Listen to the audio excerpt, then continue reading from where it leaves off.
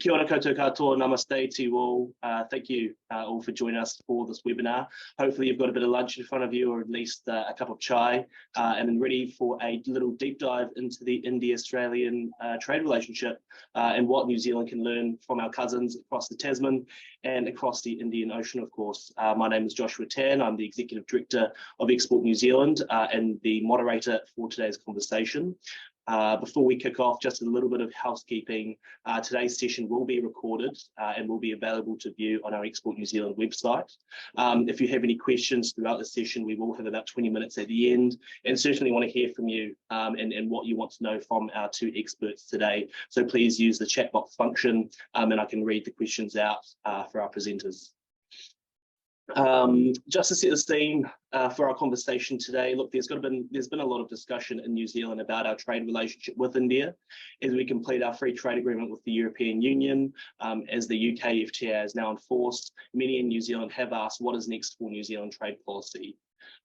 We've also seen the work that Australia has invested into their relationship with India, which continues to go from strength to strength. Through the India-Australia Economic Cooperation and Trade Agreement, through the numerous high-level engagements by both sides, through to the wider people-to-people and business links. The New Zealand-India Business Council has also released their report titled India and New Zealand, a Relationship Ready for its Next Phase, on what needs to happen from a business perspective to improve our relationship. And soon they will also be travelling with a large business delegation to Delhi, which Export New Zealand is of course delighted to be supporting.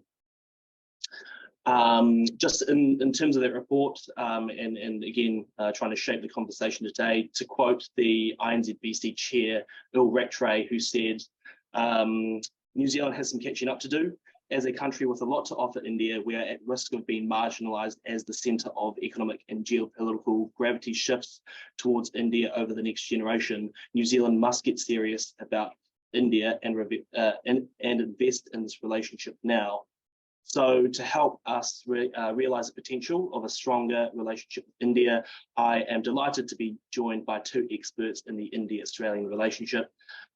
David Harding is Business New South Wales Executive Director, and as such works closely with the Australian and New South Wales government in the international trade space. He has a long-term interest in the success of ongoing Australia-India economic cooperation and trade agreements. And our second speaker is Natasha Jha Bhaskar, who is the Executive Director at Newland Global Group, an Australian corporate advisory firm specialising in the Australia-India trade and investment space.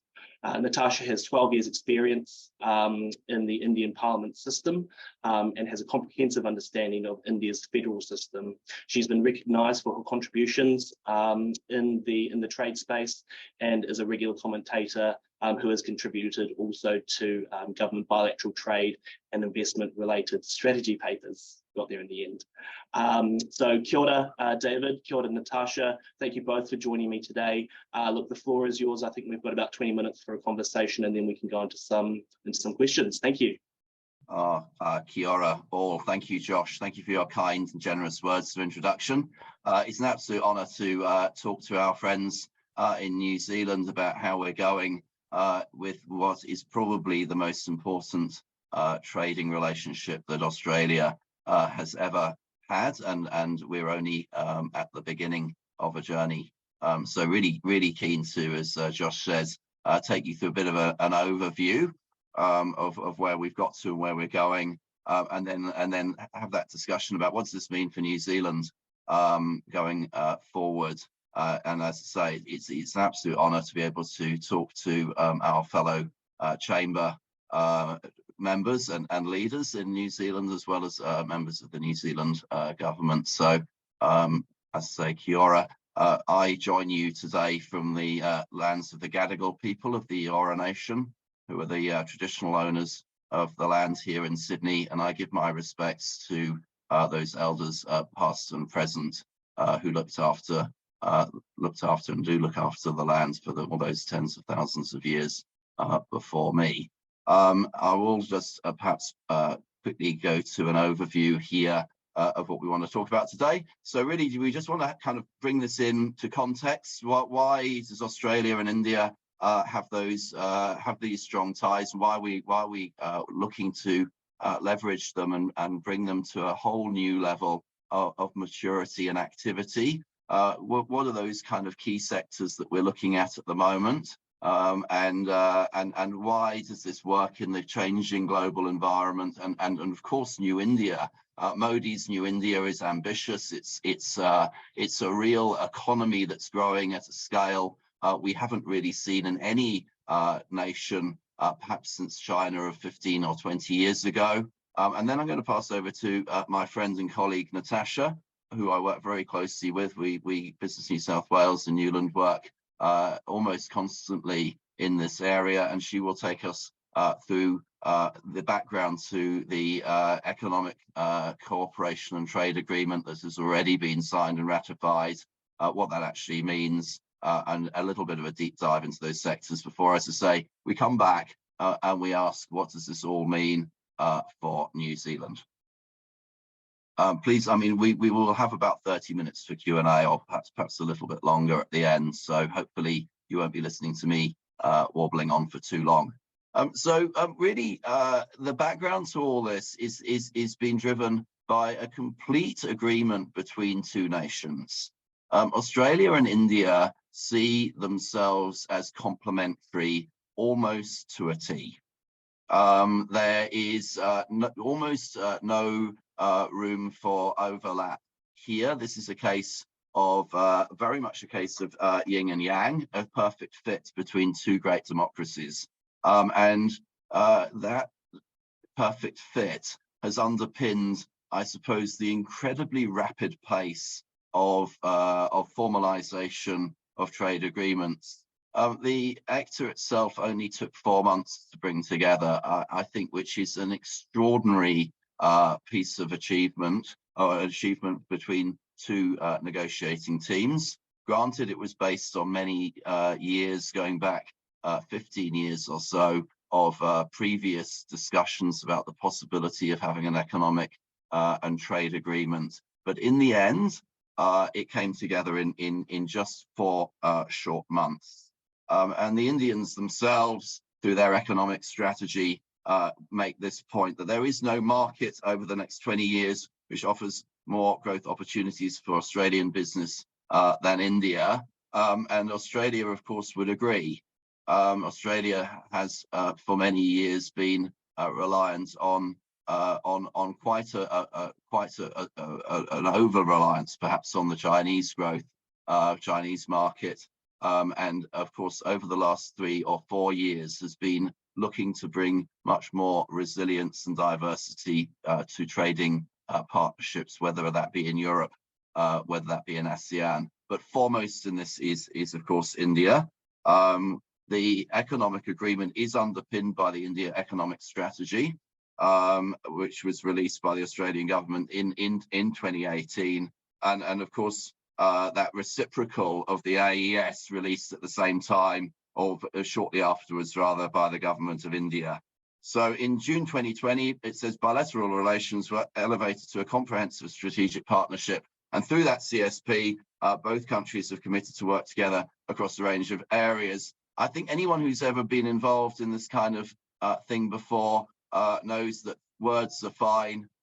You know, when they're written down, they become more powerful. But the really important thing here is the government contact at all levels is now almost constant. And Natasha, and we'll talk a little bit more to this a bit later, but there is almost not a week that goes by without a bilateral meeting to progress this. Obviously, there were the trade teams working away on the more comprehensive agreement in the background, which will take over from the ECTA in due course. But, you know, we not only, of course, had Prime Minister Modi visiting Australia quite recently, but really we've had the Trade Minister back and forth, you know, on numerous occasions, and that those visits, of course, reciprocated the other way by Australia. So the proof, as they say, is in the pudding, and the relationship is underpinned by constant communication at all levels. Australia identifies 10 states and 10 priority sectors for the engagement, and saying that in the next 20 years, a growing India will need many of Australia's goods and services. I think that's quite conservative. I think that we'll see that the rate of growth of India, the rate of India's middle class growth will show some real impact long before 20 years are up. And in fact, of course, we'll talk about this a little bit later. We're seeing that already starting to the start of the hockey stick upwards as the focus of both nations turns to ramping up trade. And where is that trade? Well, education, agribusiness, resources, tourism, health, financial services, energy, infrastructure, science, innovation, and sport. You might say, what did we miss out there? But it's real. These are areas that are really growing right now. Let me just talk to the tertiary education sector for a moment. Australia had over 60,000 students coming to Sydney from China alone before COVID. We saw during COVID the dangers of over-reliance on one marketplace. It's not only viruses that get in the way of tens of thousands of students. Political whim can also be quite invasive there, and we got a shock. Australian major universities pivoted very quickly to mature their relationships with India, and the result is immediate. So not only have we got this extraordinarily large cohort of Indian students now traveling to Australia to study here, but we're seeing a much deeper, much more meaningful relationships emerging between the tertiary education leaders of Australia and their counterparts in India. So it becomes not so much a binary relationship of where do people study, where do young people study is not the question that's being asked. It's how do those universities work together for the greater good? And I think that really is a bit of a bellwether for the way that the overall relationship between India and Australia is looking. This isn't a transactional thing. This is something where we're looking to work together, where 1 and 1 equals far more than 2. We're also, of course, looking at those low emission technologies. Australia seeks to be the world's #1 green energy superpower under Albanese's government. That's an absolutely stated aim. And in India, of course, as its economy grows exponentially, will need more and more energy, particularly of the green type. So the coal exports of today, we very much hope will turn to ammonias and green hydrogens over the coming years. But alongside that, we've got cyber, critical technologies, and space. We will, I would imagine, see out of that cyber and critical technologies and space sector, see a growing interest in defence as India moves away from its reliance on a multi-decade reliance on first the Soviet Union and then the Russian Federation for their defence supplies as well.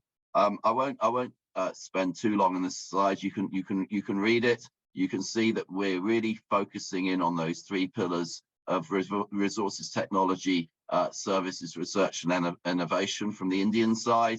And as I said, we see this as a symbiotic relationship, one with very few gaps. What India wants and needs, Australia in the main can provide, and very much vice versa. And at the bottom of the slide there, the fast tracking of 4 months, bringing that interim free trade agreement into place. Again, just to make that point, in the last 14 months alone, 12 Indian federal ministers have visited Australia. That level of diplomatic activity is unheard of outside perhaps of conflict or conflicted times. We see the Indian drive behind this free trade agreement and the deepening of our relationship across the board as being absolutely fundamental to the success of the trade agreement. Obviously, we might touch on this a bit later when we talk to what does this mean to New Zealand. We see the EU led by France in New Delhi at the moment looking very much to to get a trade agreement going between the EU and India. Montreal is in the room, as is London. So it's a pretty crowded space, and the Indians have made it absolutely clear that their #1 priority by far and away is the deepening and widening of their relationship with Australia, due to the aforementioned symbiotic nature of their wants, needs, and Australia's ability to supply. A little bit of background there. I mean, as of 2020, it says Indian migrants, and Natasha, of course, being one of them, have become the second largest group of overseas-born residents, very shortly to overtake people of British-Irish heritage in Australia as the #1 diaspora in Australia. We're also seeing the fact that the Indian diaspora is starting, as we've seen in the UK, to start taking key positions in state and national government, as well as leadership of Australian industry and commerce. So in a way, this is a very natural and human-driven relationship, as well as one of trade. I think the success of the trade agreement turning into something much more than paper will be driven by the diasporic links. Sydney itself is of course one of the most successful multicultural cities on earth, but the Indian diaspora is by far and away becoming one of those key elements of Sydney culture, and that will just continue to grow.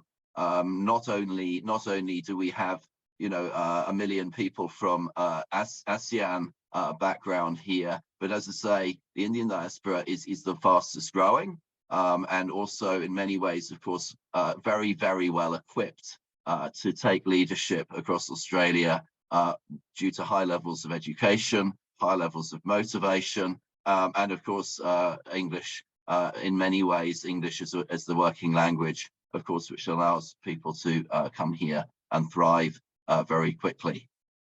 The geopolitical thing I touched on a little bit before, make no mistake that the world has changed.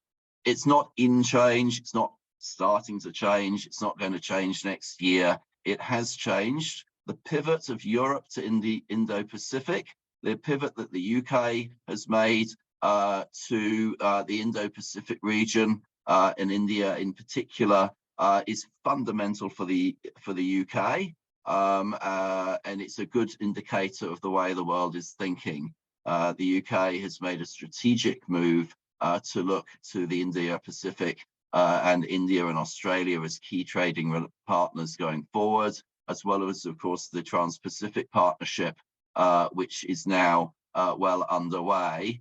The move has been made. It's happened.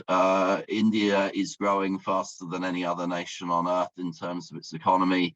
The world has sat up and noticed. ASEAN is not, of course, far behind as a hugely fast-growing bloc. Australia is now no longer, I suppose, as they say, at the mercy of the tyranny of distance. It's actually now looking to build on the success of its proximity to the fastest growing sets of economies in the world. So in the background behind that, we've got the Quad. It's had a fairly quiet start, but the Quad has got huge potential going forward, as have other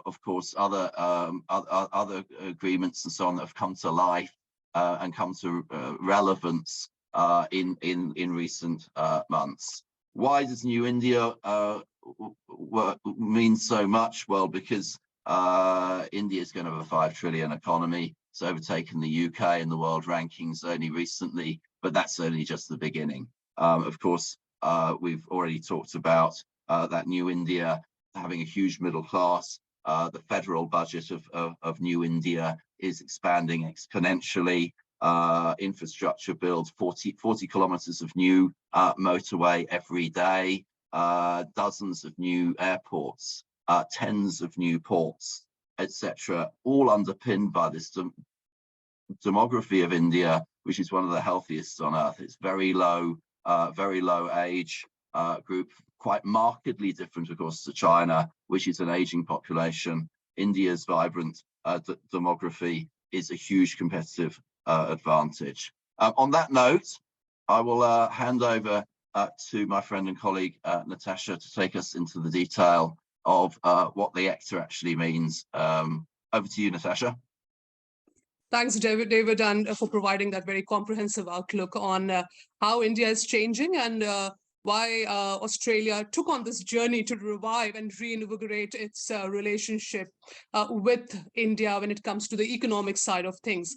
Now, thank you very much, Josh and team and Export New Zealand for this opportunity. And it's quite an honor to speak to our fellow friends in New Zealand about the opportunity that lies ahead of them. But just to give in terms of context and why Australia-India Economic Cooperation Trade Agreement is a very interesting departure from what we have seen in the past, and why this departure happened in the first place. In our circles, we generally talk about pre-COVID and post-COVID phase of the Australia-India economic ties, and post-COVID, especially because with China's belligerence and onslaught of COVID, we witnessed the desperation within the segment on how to revive this relationship. But what has happened is also to understand the new India opportunities in a better way and to nurture this relationship and to be conscious that irritants will not really take this relationship forward. We have to identify what are our mutual interests, what are our shared capabilities, and how we can bring this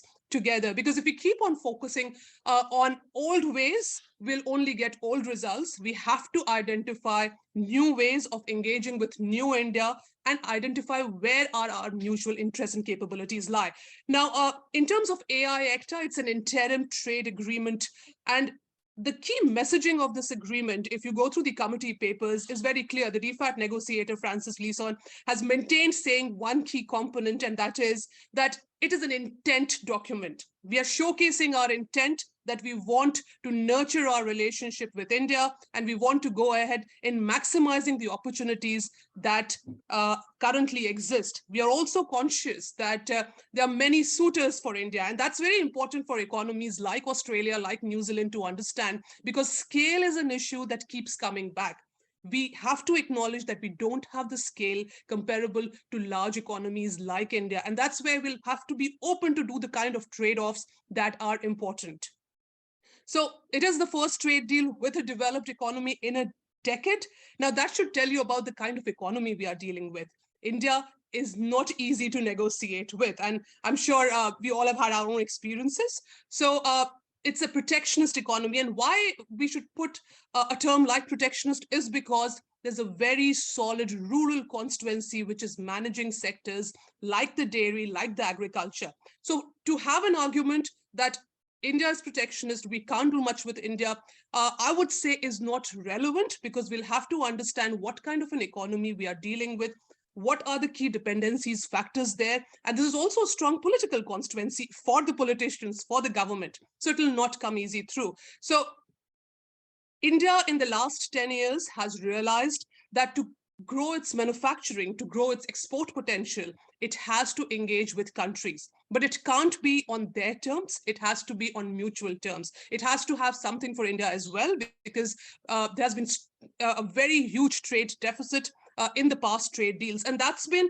where we have mentioned terms like reciprocal, equitable, and non-discriminatory. There has to be a trade balance when these deals are signed, and there has to be a conscious realization that what both countries are getting, and is this really a balanced deal or not?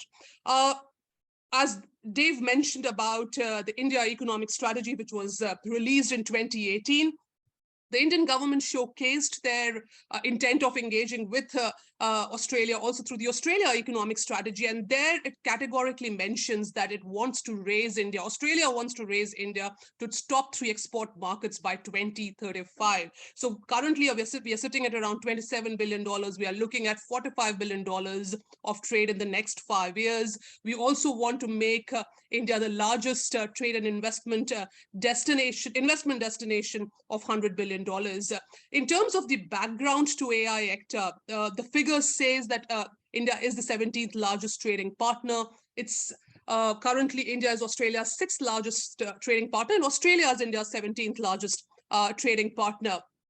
We export in a range of finished products. India exports petroleum products, textiles, apparels, and most of these sectors actually coincide with the interests of the New Zealand market as well.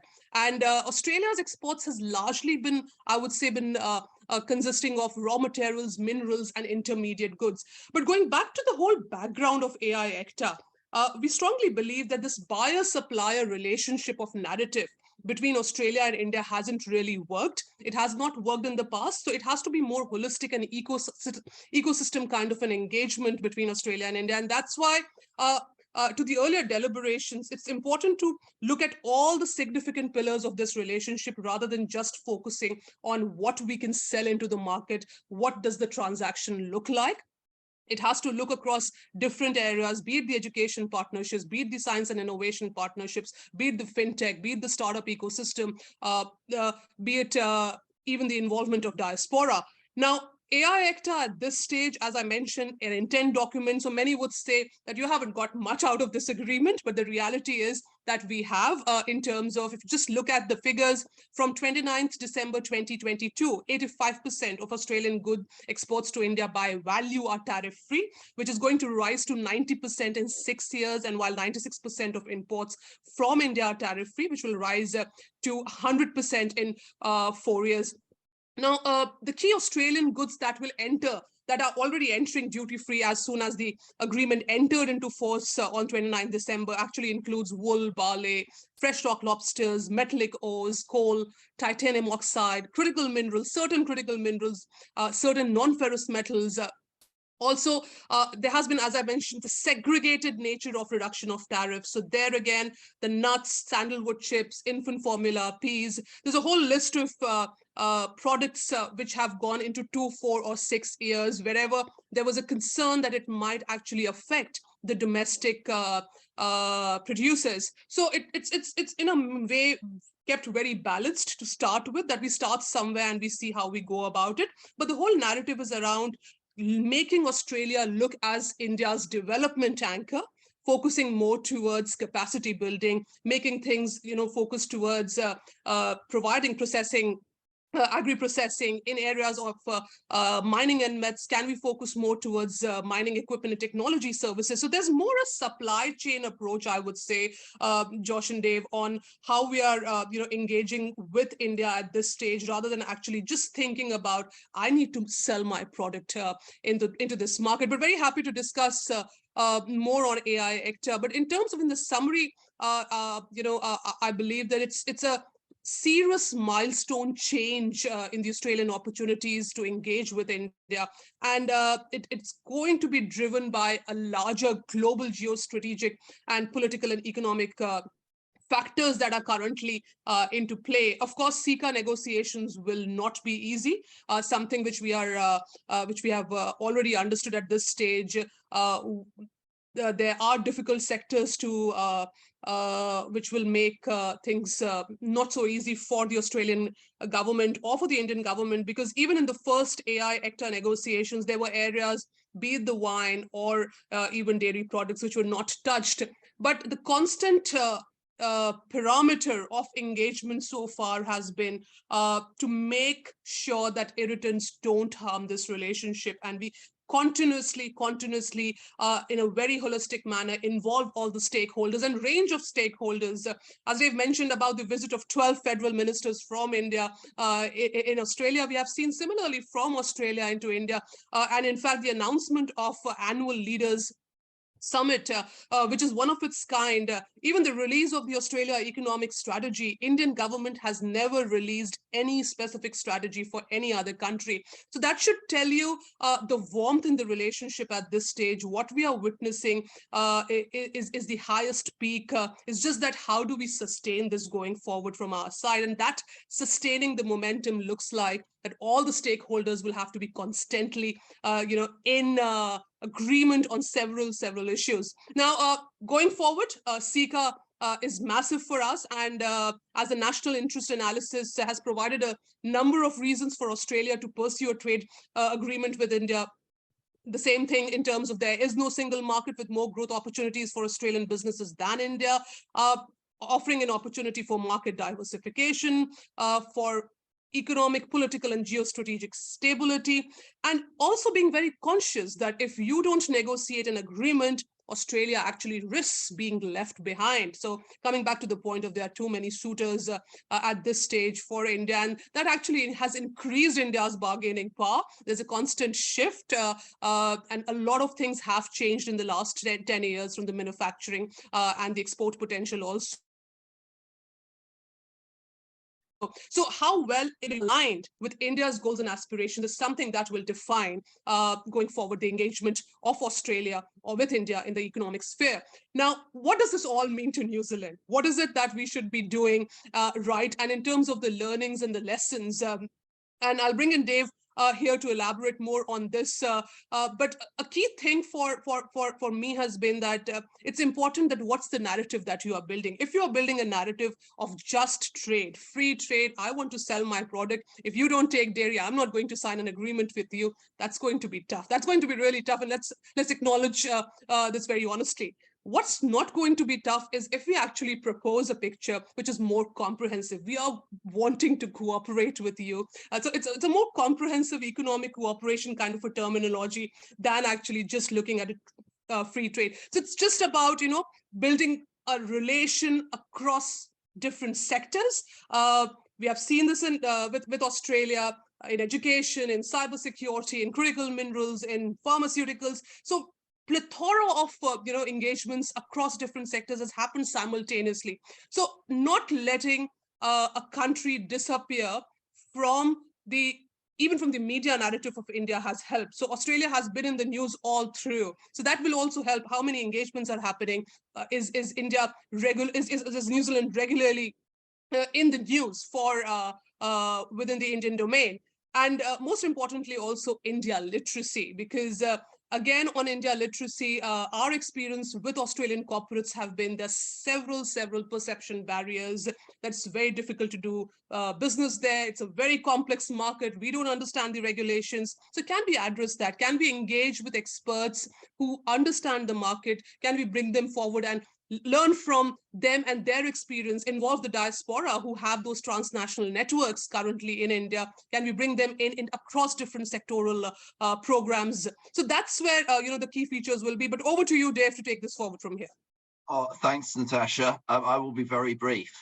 Josh led with the concept, I think, of a cricketing relationship. The world of cricket bringing everyone together. I think if Australia was to have treated India as in a transactional manner, we would never have got where we've got to. Doing business with India, doing business with Indian businesses, doing business with Indians is based on trust and relationship.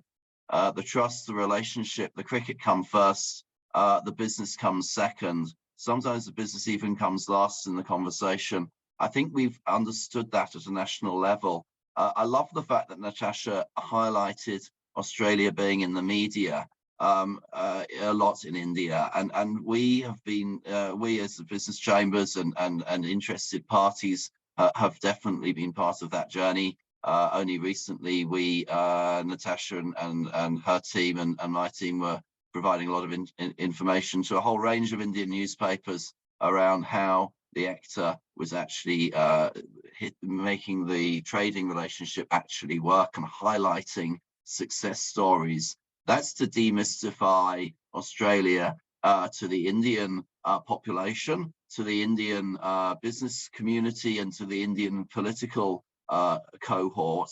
But the same on the other side. That demystification is very, very important. And again, not making it about transactions, but making it about relationship.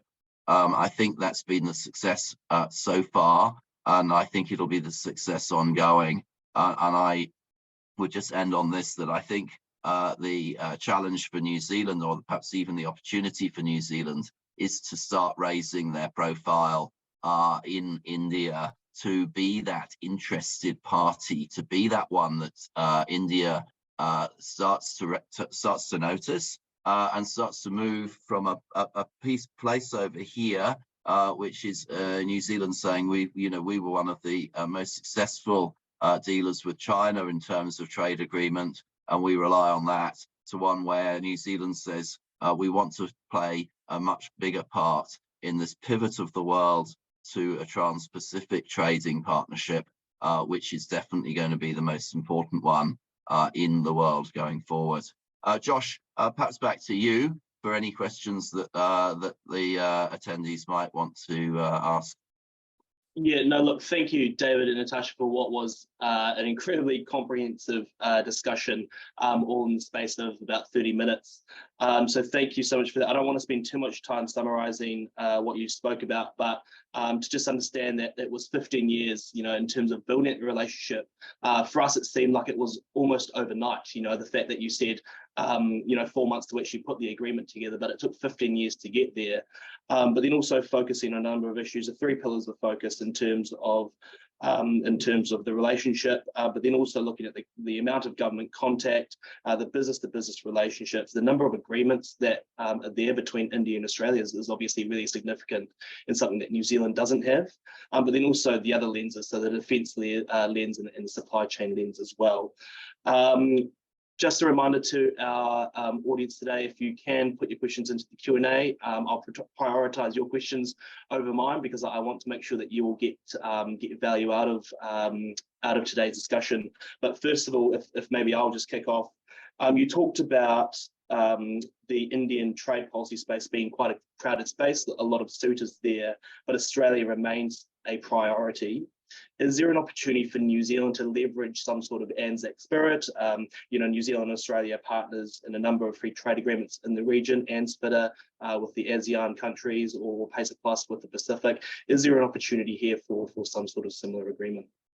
Well, I'll start, and Natasha will follow up. Look, I think so. I think the short answer is probably yes, that would be a wise approach. I don't speak, of course, on behalf of the Department of Foreign Affairs and Trade of the Commonwealth of Australia, and they may take a slightly different view on wrapping a brotherly arm around a competitor in this space. But nonetheless, I think it's a very wise way of starting to position New Zealand in the eyes of the Trans-Pacific trading partners out there, particularly India, that New Zealand offers very high quality goods in the same way that Australia does, and in fact plays, as Australia does, plays very much to the growth of the Indian middle class, and specifically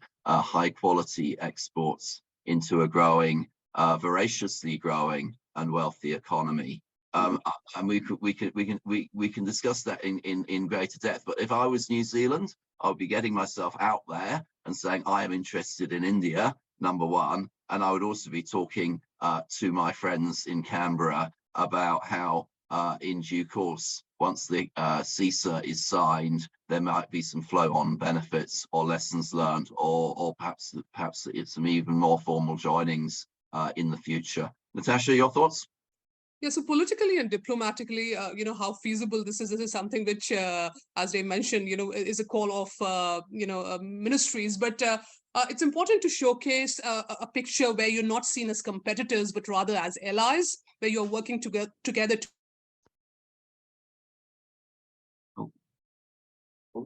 We just lost Natasha. Towards a common goal. But can you hear me? Yeah, we just lost you for a second there, Natasha. Keep going. Sorry. So I was saying that diplomatically, it may not be that feasible to start with. And of course, know the nitty-gritties of how this actually can happen. But in terms of posing an ally is something that can always be done rather than as a competitor. And the immediate opportunity that we have is for business chambers to interact with each other, for business chambers to do some sort of a track two dialogues, bring in people from both sides, you know, interact with them, what sort of an experience they have had, what things they learned on this journey, what they did right, what they did wrong. And that will actually enable and also empower, I believe, our friends in New Zealand to not make the same mistakes, to not do the same things, and save time. And for us, having taken maybe 6 months in the deal, but 15 years in these negotiations can help us, make it quick and really avoid the mistakes that has happened. So that's where the real opportunity is, which is immediate, to have those track 2 dialogues going on. We have quite a few internally in the country, where we have the leadership dialogue, we have the youth dialogue, and several other industry chambers engagement. But that's something can definitely be done at an Australia, New Zealand level as well to start with. And absolutely just start making the right noises at a national level, and that's across all the bands. So that's everything from the Prime Minister through the bureaucracy through to the business chambers. Start saying we are interested in India and this is what we have to offer. Get on the radar. We're trying our best, David. Get on the radar. Yeah. Moving into a space which perhaps we didn't touch on during the initial conversation, but what can we expect to see in the climate change mitigation space between India and Australia? Well, I did just touch on the fact that Minister Bowen in our national cabinet has charge of energy, and it's a very changed environment, I think, in Australia with regards to our ambition to be a world exporter of green energy. We have tens of billions of dollars flowing into Australia at the moment in investments in green energy infrastructure and export potential. So I would only echo the words of Minister Chris Bowen in saying that Australia is well set to be the world's green energy superpower.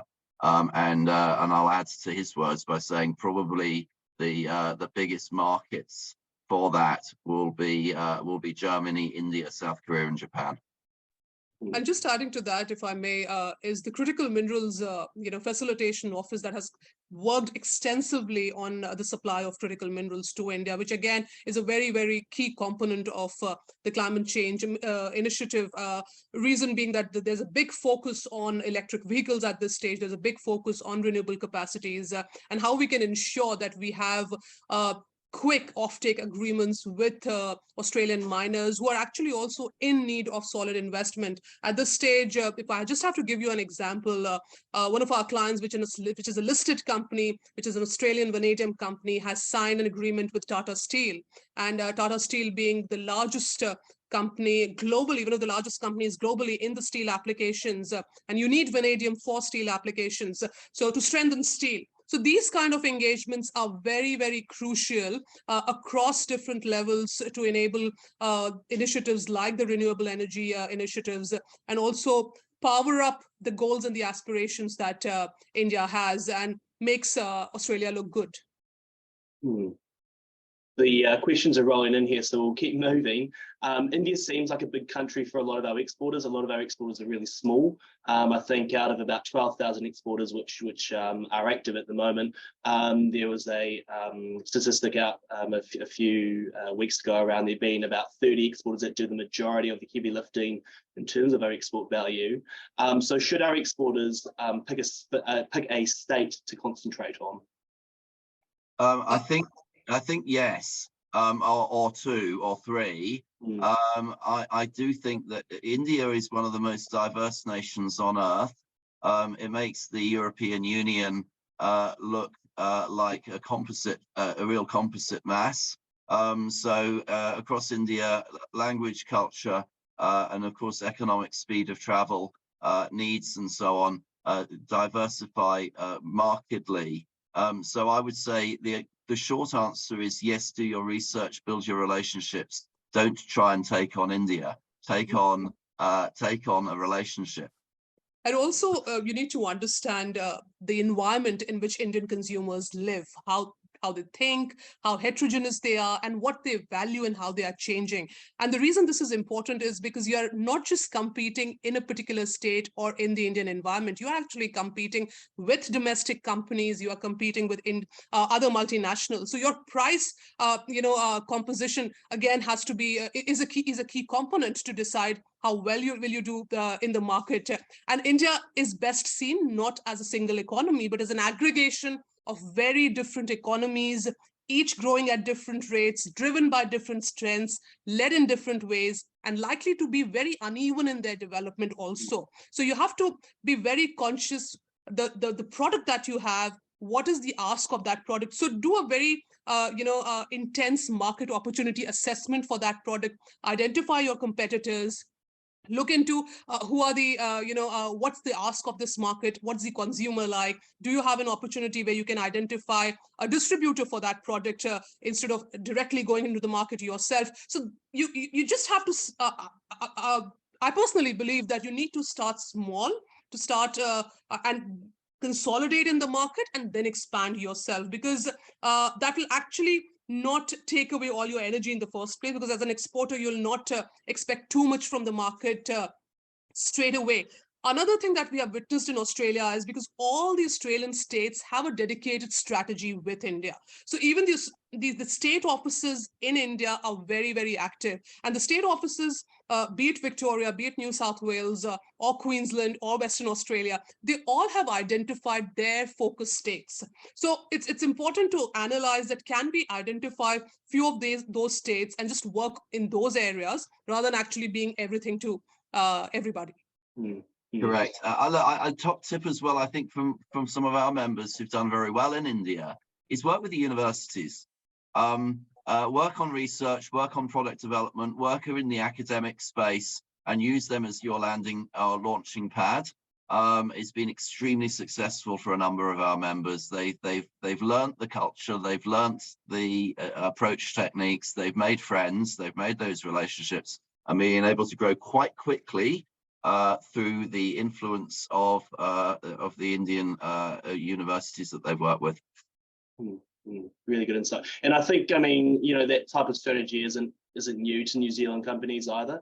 It's a similar thing for the United States, or even China, or even actually Australia as well. The fact that it's such a large country, and you've got to pick maybe a state or even a city to go into first, and then look to expand from there. We've got a question here just around mutual interest areas and raw minerals and materials. So in terms of, you sort of mentioned mutual interest areas for India and Australia, and minerals came up quite significantly. New Zealand obviously doesn't have the same type of capacity in that space. So what, from your point of view, do you see as being high demand or high need for India that New Zealand could provide? I think you're right. I think on the top of our list that we've always been working off, those rare earths, key minerals like lithium, although India has recently found lithium in Kashmir and it's widely reported. Nonetheless, these of course are things that are needed in ever increasing amounts by the burgeoning economy of India. But it's not just raw materials, it's those skilled areas, upchain, that are becoming more and more important for India to work with their trade partners on. And I might pick out the few that we've mentioned before around agri-tech, health tech, and education tech, really big areas there that New Zealand could play into. Australia has been quite successful in the areas of water management, food processing as well. One of our members works in food, top-end food processing equipments.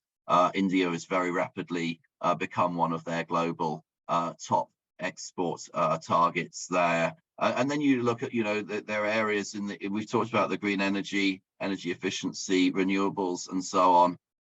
Look, the need for India to get ahead in these areas is totally recognised by the Indian government. And the more you listen to the Indian government, you will hear green energy, green tech coming to the fore. So there were a couple from me. Natasha?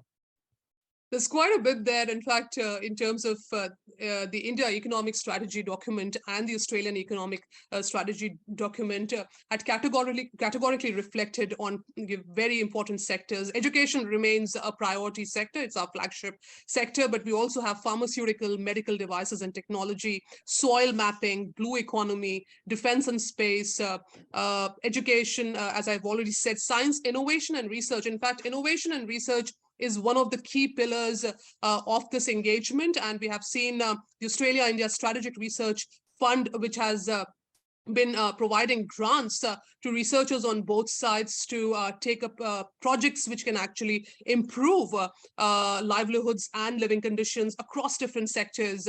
Also, sports technology and science. So not just focusing on the regular sports when we talk about cricket, but also how we can focus more on sports data and science. That's been a new emerging sector of engagement. Gems and jewelry is there, tourism, roads, railways, smart cities, national infrastructure pipeline, which is currently, is a key project of the Indian government to provide a very robust infrastructure to people who want to invest in the market. They're looking for investors across different projects. So there's a range of engagement that's currently happening in Australia with India, and water management. So what has happened specifically is to be very aware of the policy changes and the requirements that India has and be totally in tune with that. How we can customize our offering as per what they need and then come and sell into the market. And that will really distinguish and differentiate our offering against others. If that happens, I think New Zealand stands a very good chance in terms of understanding the current need, the current priorities, and then matching it with their own competitive advantages. I think the Indian government have been very smart in signalling very clearly to the world what they want. I'm with Natasha, and Natasha, of course, helped the Indian government put all this together. So thanks to Natasha, we've got some very clear guidelines. I think also financial investment is something that India's really asking Australia to look at. Canada's been there for 20 years, so the Canadian super funds, their pension funds, have been in India for 20 years and more. Australia is probably a couple of decades behind, but almost unlimited potential for financial input there, and one that doesn't appear perhaps on so many lists, but it's fintech and financial startups in the technological space, very important too. Just think about another area in terms of immigration and sort of people demographics, especially in the likes of Australia and New Zealand, in Canada and the United States, aging populations, low birth rates. It seems that a lot of countries are going to be competing for Indian immigrants, in the future. Can I get some thoughts around that in Australia's perspective? Well, thanks for the question, Catherine, and I hope you're well. I don't know whether we're going to be competing for Indian immigrants in a way. I think we will all be receiving the benefits of Indian immigration and are already. I mean, I made the point that it's the fastest growing diaspora in Australia, and I was very lucky a few days ago to be at the inaugural speech in Parliament of the very first Indian-born member of Parliament, my dear friend Karishma Kaliandra. And I think that's just symbolic of the way that India is just contributing so much to the rapid growth of capability, capacity, and ambition in Australia. And I hope, hopefully, it won't be a competition. Hopefully, it's just a matter of sharing in India's gifts essentially to the world in human talent.